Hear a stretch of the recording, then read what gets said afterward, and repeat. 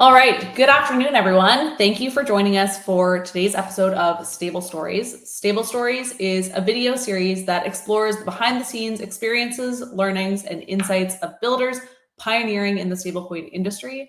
And today, I'm excited that we have Kaito Cunningham, who is a product manager at Coinbase working on the Base app. Super excited for this conversation. Thank you for coming, Kaito. Yeah, thanks for having me. Super excited to jam all things stable, all things consumer. And yeah, thanks again for having me. Yeah, and you and I have had a chance to jam on a lot of this stuff offline in the past, meeting up IRL on different podcasts and stuff. But yeah, today is going to be all about the Base app and the big announcement that you guys have had recently. So this will be, I think, our first time talking about that. So we've certainly got lots to cover. Totally. Cool. Well, in terms of how we typically run this show, we do a little bit on sort of background and general stablecoin topics, and then we'll dig into the Base app in particular. So just to set the table for everybody, tell us a little bit about your background. You've got a really interesting story, a bit about you and how you ended up at Coinbase working on the Base app. Yeah, totally. It's been a long journey for me. I've been in crypto for almost 5 years now, but I originally was the founder of a company called Utopia. This started around 2020, late 2020, 2021. And basically, we were kind of building payments products. Originally, I think we met actually at this point as well, but we were serving a lot of on-chain businesses. We used to call them DAOs and help them with managing a lot of their payments. Throughout that entire journey, I've built a lot of conviction within stablecoins. And then moved towards this idea of figuring out what it would look like to build a stablecoin studio. So experimented and went through just like the entire idea maze, or not the entire one, but a ton of different idea mazes of what stablecoin businesses could look like. And eventually found that Coinbase was probably one of the best opportunities to work on that as a whole in terms of just going through that idea maze together. Just because I thought Coinbase was incredibly well positioned for what payments are going to look like in an on-chain world. So that's kind of a bit of the background. Now I work on payments with the Base app. It's kind of our consumer app. It's a self-custodial super app. So just super excited about the opportunities that come from something like this. Big ambitious vision as well, but that's a tiny bit of my overview and kind of what I'm cooking today. Love it. And just to get a little bit more on the personal side before we dig into the Base app, stablecoins. You talked about 2020 starting Utopia, and you've been, a big fan and sort of a big proponent of stablecoins for a long time. Now, do you remember the first time you ever used a stablecoin, or what your first experience was actually using it or seeing it in action? Totally. I think what's really cool about crypto is that there's a lot of theoretical ideals that we all want to see in the world. This idea of like a distributed, permissionless network. And I think for me, it was less of the fact that the first day that I touched stables, but more of like the problems because I haven't used stables, or what I see in a world if there were to be stables. So an example of what the way I think about it is I'm actually originally Canadian. Um, and when I first went to America, I was basically staying in like a hacker house, just kind of, making some projects here and there. And this was before Utopia. I was paying my friend for rent with my PayPal account, right? And I had to pay through rent. And basically every time I paid, there's a really large fee.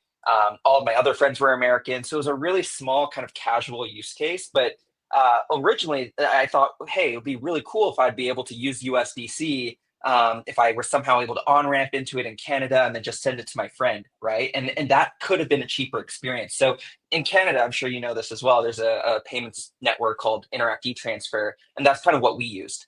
So the general thought of why I thought stablecoins were really cool was this idea of all these domestic payment networks being able to be kind of connected from day one, right? So it's like this idea of Venmo and Interac transfer could speak with each other. There's like a really interesting opportunity for stables. So that was kind of my original touch point of recognizing the need or the want to use stables. And then from there, I just started using and kind of dog fooding my own products. So throughout that entire idea of maze of starting Utopia, we built a few products, but one was this idea of an international Venmo. And I wrote a big tweet thread on that entire journey as well. And maybe we can link that. But then another product was this idea of kind of like a self-custodial savings account built on top of stablecoins. And that's kind of the opportunity space when I first really touched stables and used stables in my day-to-day life. Um, so that's kind of an overview of like the experiences with stable coins and why I thought there's just so much there. I love that. And I love sort of the answer of not having an acute Hold on memory. one second, guys. Yep. Sorry, I just wanted to jump in at sort of the end of a thought. Is your video lagging at all, or your audio lagging at all, or is it just on my end? No, it's great. Okay, cool. The audio feed and the video feed is lagging. I assume that it won't record it that way on the platform, but I just check and see if there was someone else's internet connection. Okay, cool. Yeah, pick it up from like exactly where you left it. Yeah, sounds good. Thanks. Yeah, and I love that answer. Not kind of an answer of an acute, I use stablecoins and here's what was so exciting about it, but more of an answer of acutely feeling the pain points and envisioning what a different future could look like. That's very cool. So let's turn now to the Base app, which is the main thing we want to talk about today. And of course, I'm sure most people here will have seen you guys made a big announcement in mid-July under sort of the headline of a new day one, with Coinbase Wallet becoming Base app. So give us just a rundown of what you guys announced and sort of why it's so important. Yeah, totally. And this was really cool because when I first joined Coinbase, or Base in this sense, this was around 8 months ago. And this is kind of when we first started really thinking about building this. And I thought it was just a really interesting like end vision, which is this idea of a super app built on completely permissionless protocols, whether it's on social with Farcaster or messaging with XMTP, or obviously like payments, just like the blockchains themselves. And the announcement that we made, in case any of y'all missed it, is again, this idea of a super app. It's a social app first, in the sense of being able to reward creators. So creators can kind of go in, post, and then people who might value that content are going to be able to actually support and purchase that content, right? So what's really cool to me about just the general idea is that it's saying, hey, content has value. And I think what's really interesting about crypto as a whole is they're actually able to bring liquidity to certain asset classes that would not have been able to add liquidity to before. A good example is actually just like memes in general. Like, you could argue a lot of things in crypto are a meme, right? But people are able to actually assign value to that. And I think what's a really interesting bet with Base App is that it's saying, hey, content inherently has value. Right now it's measured with attention. Right now it's measured with virality. It might be measured indirectly through things like brand deals. But today there is value, right? And the question of, hey, are we able to bring value to this content is a really fun experiment and a really fun bet. So originally, I think specifically when I think about payments, because we're building a super app, it's less of like a remittance app. It's not as simple as, hey, we're bringing this kind of Web 2 remittance product, or like this banking product, or this fintech product, and we're just building it with stables underneath. I think there's a lot of companies doing that. I think there's a lot of other companies that might do that really well. I think specifically with Base App, and the way I think about payments is thinking about how payments can be like this foundational infrastructure across every single tab that is within the product. So instead of thinking of, hey, we're going to build this banking product and it's just this one specific page, it's saying, hey, I've interacted with this person, if maybe through a social context where I like this person's post and I actually met them or something, and I want to pay them through kind of a social lens. There's tipping. So I think the thing that's kind of opened up my eyes, and I think what I've done a lot previously as a founder, was thinking about kind of stable coins in more of a skeuomorphic lens. And I think what's exciting about this bet is thinking about payments and stable coins, maybe in more of like this social or like this crypto lens. And I think that's always been a really interesting and fascinating experiment. So happy to deep dive into kind of what that could look like, but I'll pause there. That's kind of like the way like I'm excited about Base App and why I think payments are very interesting as well. I love that framing as payments kind of as a thread underneath, right? And as you've described the payments app, or the Base app rather, you've got social, you've got messaging, you've got, trading, all of those things. And, not thinking about it as just payments, but payments are just kind of a common thread across all of those layers is a really interesting way to think about it. Now, I'm curious, how did sort of walk us through a little bit behind the scenes of how the design process went for that, as you guys thought through sort of what elements the app would have, how payments would be tied in. Take us a little bit behind the curtain on what it looked like as you guys had those conversations and thinking through what the architecture looks like. Yeah, that's a really good question. I think the cool thing that I've learned about when joining Coinbase is there's kind of like these like cross-functional efforts.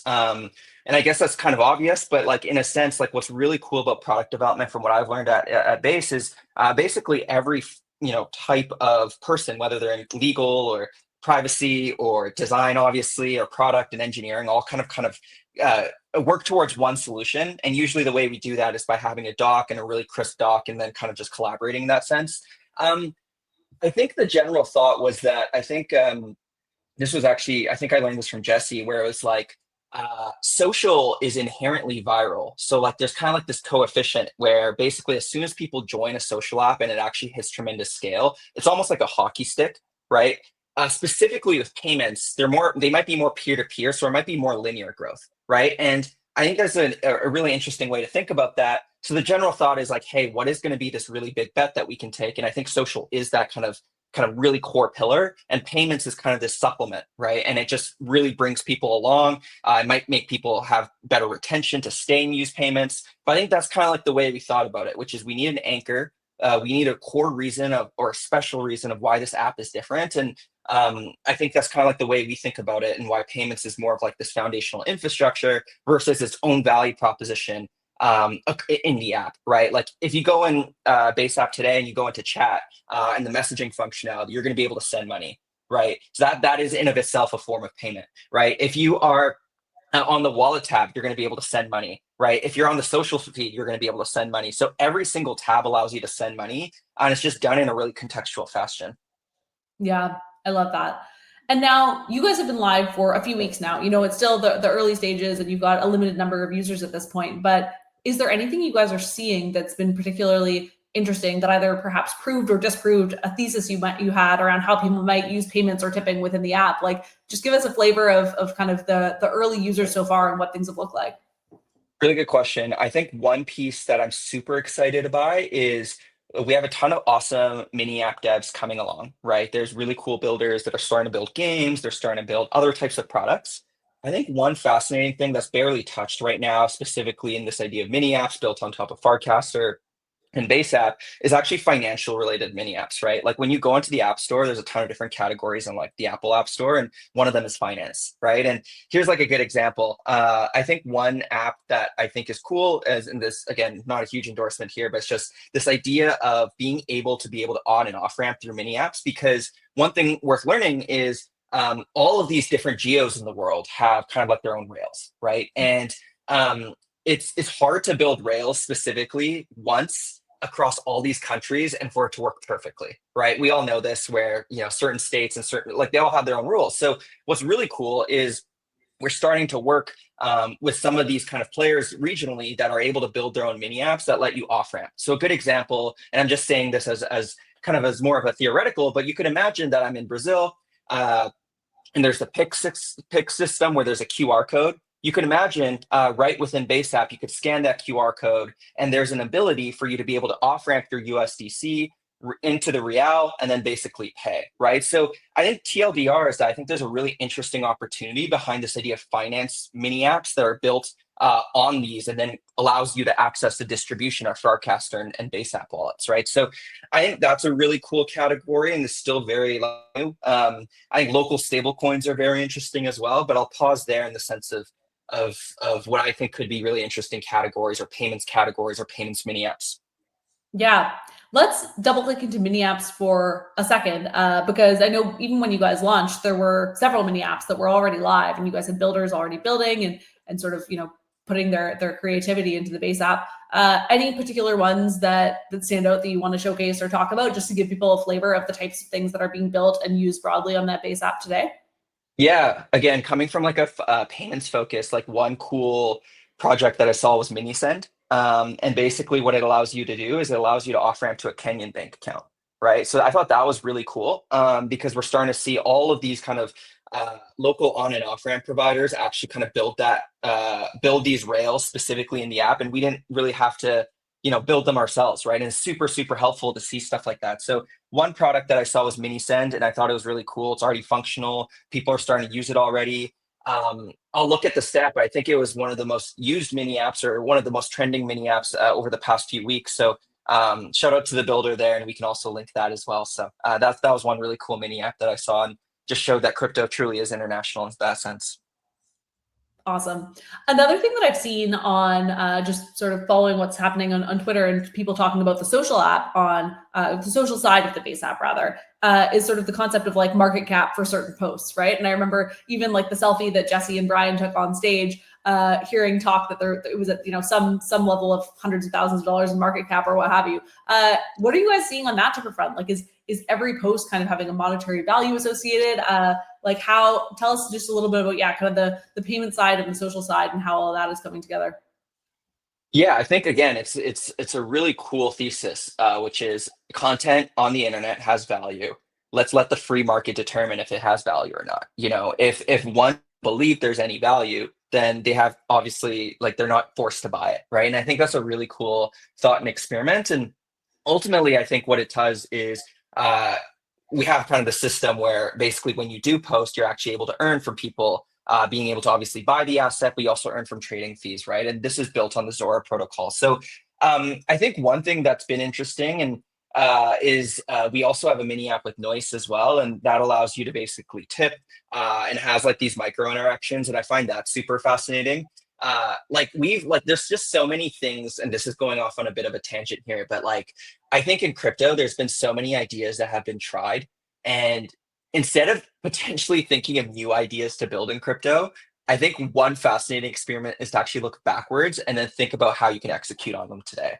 And I think one of them is micropayments, right? I think one of them was like, hey, this idea of being able to send, a certain cents on the dollar, where usually that costs that's like the initiation fee for a transaction on a credit card, is a really fascinating experiment, right? And it's finally doable.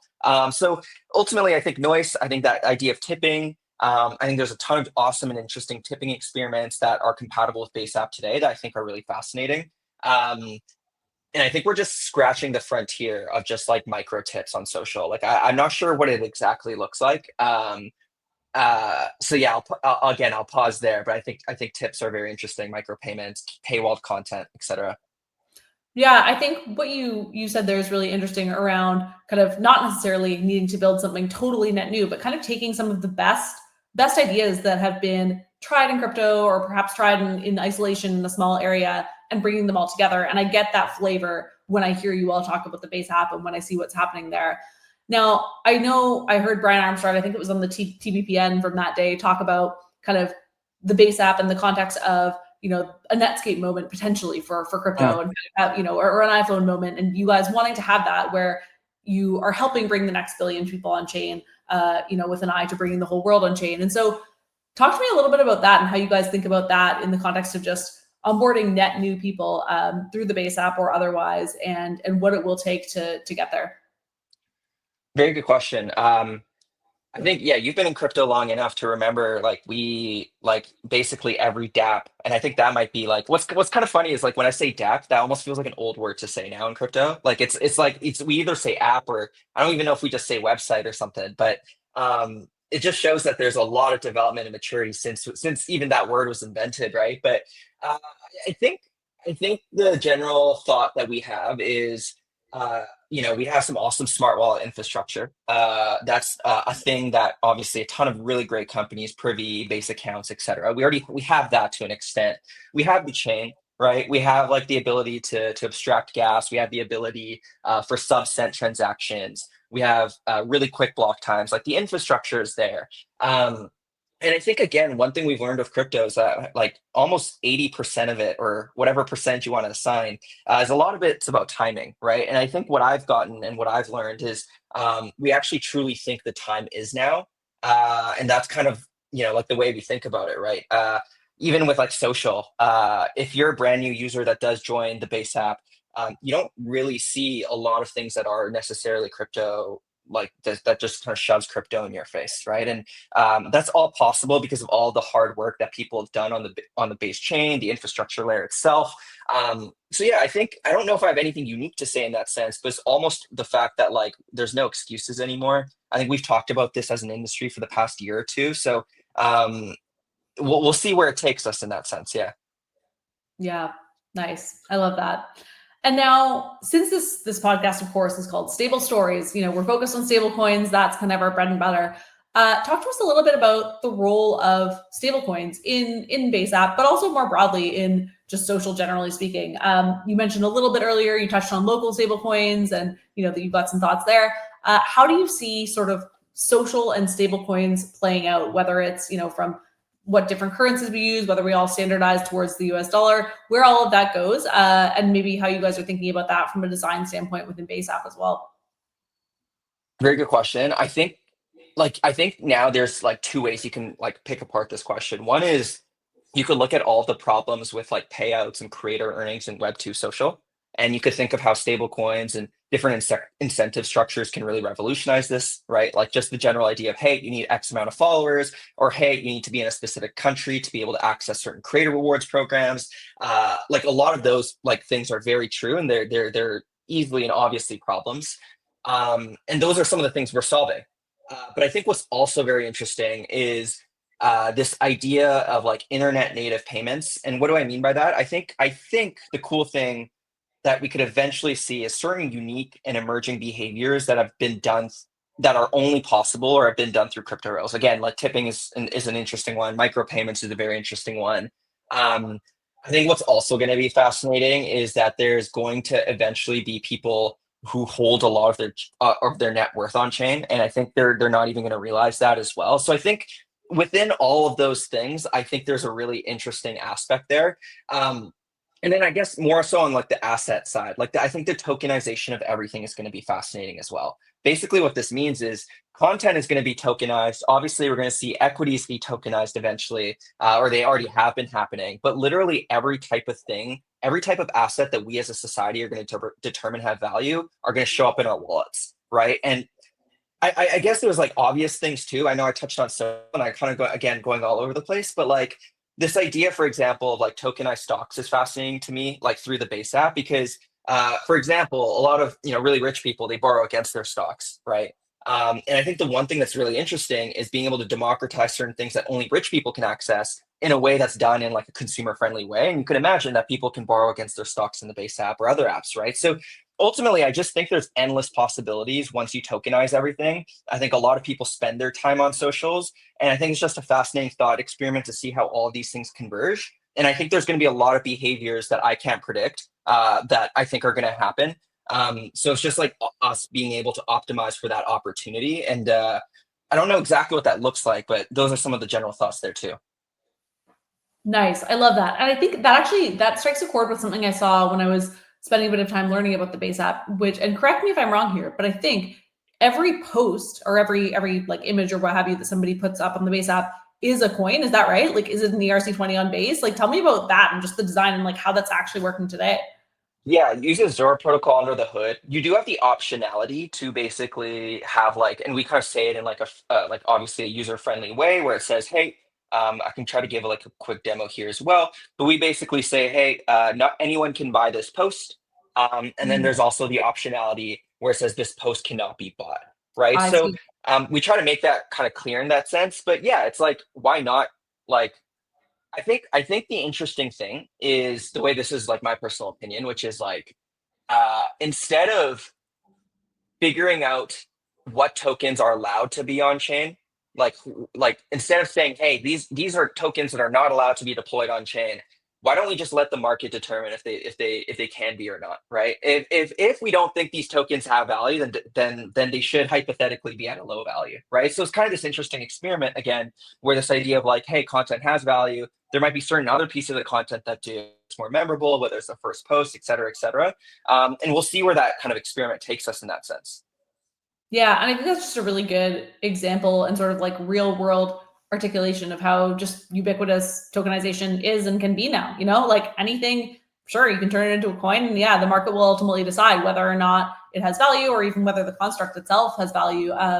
But yeah, it was really cool to hear that you guys are actually doing that live today and experimenting with that optionality for people. Totally. And it's like, again, I believe personally that Bitcoin, it has inherent value, but Bitcoin doesn't produce dividends, right? So there's layers of how we can both obviously objectively and subjectively or quantifiably or like qualitatively determine if something has value or not. So in a sense, if we all believe that a certain asset class has value, that inherently holds like its price, for example, right? So again, I just think it's really interesting. And again, we'll see where it takes us in that sense. Yeah, awesome. All right, well, we're starting to get close to the time where we'll wrap things up. But what else have we not jammed on that you'd like to chat about with respect to the Base app, where things are heading, online or on-chain social generally? What's on your mind? Yeah, I think the cool thing with the Base app, when I zoom out and I just try to think like it's sometimes easy to get jaded in crypto, right? Like it's like very easy to be like, yeah, like why the hell is this something we're caring about or focused on? Um, I just think about the base app and I'm like, hey, like our GTM efforts in a sense are from day one, we're international. And that's because we're built on crypto rails. Uh, I think the idea of tokenizing all these assets on a self-custodial wallet, which inherently gives you asset discovery of basically any asset that's on chain, is incredibly fascinating. Um, and I think again, I think we've jammed on this like individually and off the podcast too. But this idea of local stable coins, I think, is fascinating. I think just really, more people are going to be using local stable coins. I think it's a second order effect of actual USD or US like USDC and stablecoin adoption as a whole. So I think eventually over the next 2 to 5 years, there's going to be really interesting FX markets that are built completely on chain. I think the ability to spend stable coins are going to be very interesting because we're seeing both merchant acceptance and consumer demand at the same time. Um, and I think just like the idea of on and off ramping and local stable coins are very fascinating as well. So those are some of the things that I'm keeping an eye on. And it's both at kind of like an industry level, but also how we can support it with the base app. So yeah, those are a few things top of mind. And again, want to thank you for having me here and for me to just be able to kind of give a brain dump as well. Yes, thank you for coming on. This has been an awesome conversation. And if folks want to find you and want to find the base app, where should they go? Yeah, find me on Twitter. My username is KC dot KAYCIDOT. So that's X. And then for the base app, it's also my base name, which is kc.base.eth. So find me on there. You could also just search up Kaito and shoot me a message and excited to chat and jam. Awesome. Well, thanks again, Kaito. Thanks, everyone, and have an awesome rest of your day.